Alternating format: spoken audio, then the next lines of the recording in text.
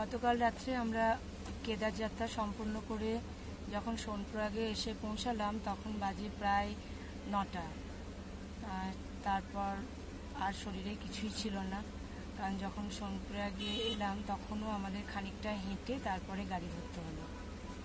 ওখান থেকে আসার পর একদম গোটা একটা ওষুধ খেয়ে একটুখানি খাবার খেয়ে সেই যে শুয়েছিলাম, একবারে 6:30টায় উঠেছি। 6:30টায় উঠে আর আমরা যে জায়গাটায় ছিলাম সেটা ত্রিযুগী নারায়ণ মন্দিরের থেকে 14 কিলোমিটার আগে একটা হোমস্টেতে।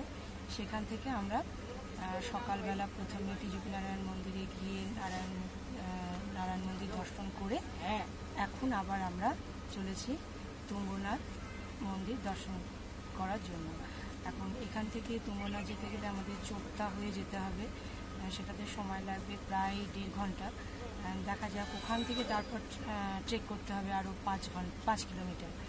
সেটা আদৌ সম্ভব হবে কিনা, সেটা জ্যামের জন্য এই সোনপ্রয়াগ থেকে এখনো বেরোতে পারিনি, আটকে গেছি। আদৌ সম্ভব হবে কিনা দেখা যাক।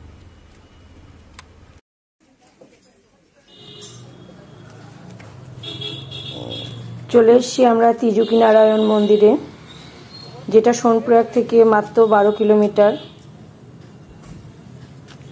গতকাল আমাদের কেদার যাত্রা সম্পূর্ণ হয়েছে এবং কেদার যাত্রা করে আমরা এবার বদ্রীনাথ যাত্রা করব। তো বদ্রীনাথ যাওয়ার পথেই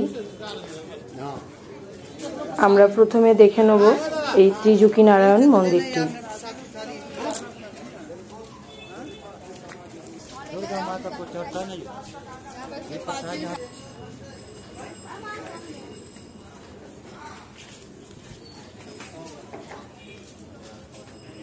ছোট্ট একটি গ্রাম ত্রিযুগী নারায়ণ মন্দিরের নাম অনুসারে গ্রামের নাম। কথিত আছে এই মন্দিরেই শিব পার্বতীর বিবাহ হয়েছিল সত্যযুগে।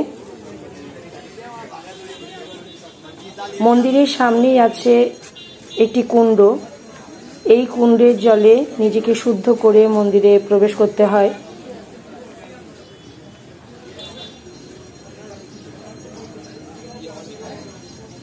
সামনে রয়েছে ধর্মশিলা। কথিত আছে সত্যযুগে শিব পার্বতী এই ধর্মশিলার চারপাশেই তাদের বিবাহের আচার অনুসারে 4 ফেরা নিয়েছিলেন।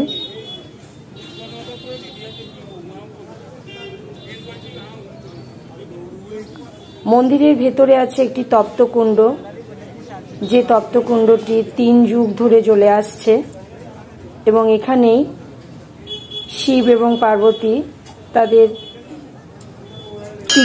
তৃতীয় 3 নম্বর মানে ফেরাটি নিয়েছিলেন। যে 3টি ফেরা, আরো যে 3টি ফেরা, মানে মোট 7টি ফেরার মধ্যে 3টি ফেরা ভেতরে নিয়েছিলেন।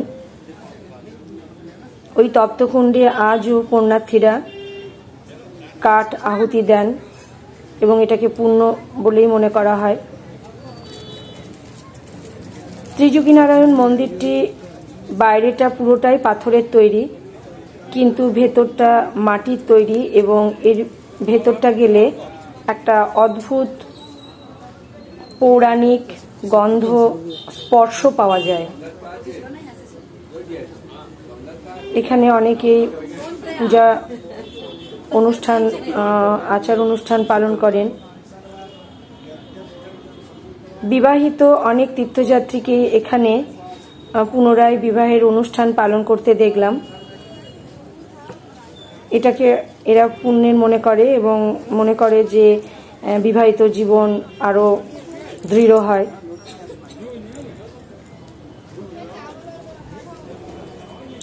এখানে বিবাহের আচার সম্পূর্ণ করা যায়, তার জন্য আগে থেকে রেজিস্ট্রেশন করতে হয়।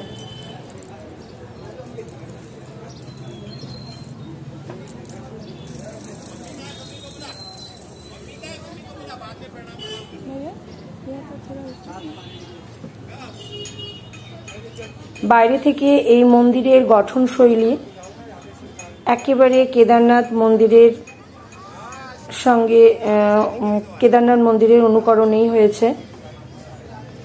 এই কারণেই যুগ যুগ ধরে মানুষ এখানে আসেন, পূজা করেন।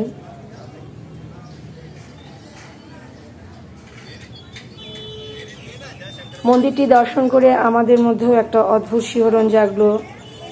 সবটাই মনের বিশ্বাস।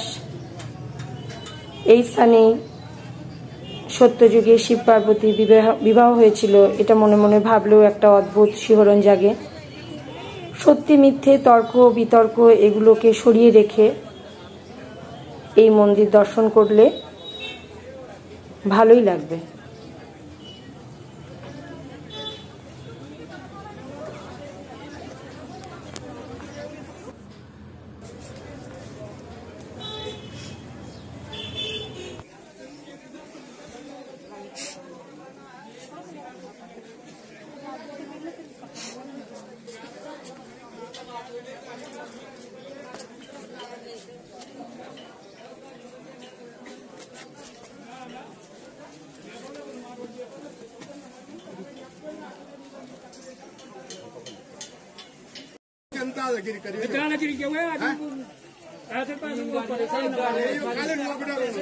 हम तो बोला कि हम चाहते थे कि शांति व्यवस्था बने रहे, पर तुम लोग नहीं चाहते।